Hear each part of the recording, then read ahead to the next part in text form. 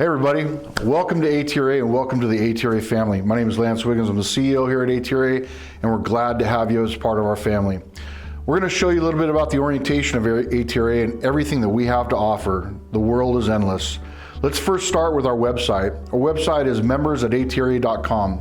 Here, you'll find everything you need from Fuel, which is our video concepts, our technical department, our university, and our community forum. This will soon become our technical and community forum. In our university area, this is going to be for your schools, for our instructors, for anybody that's interested in the transmission industry. You can log on to this, it's free, doesn't cost you anything. Click on it, submit yourself, give us some opportunity to meet with you. We can then in turn send you to a school, send you to a shop. If you're looking for a job, we have opportunities there as well. The community forum is very simple, very cured. It's done by our high logic groups. It has an AI platform. You can use it for technical searches. You can use it for member searches. You can use it as a forum.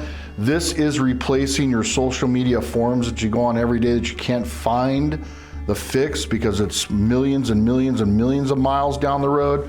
You'll be able to search it right here just with a keyword. What's the fix for this? You can archive your own information. So if you find something that you have found a fix for, you can archive it into your community itself.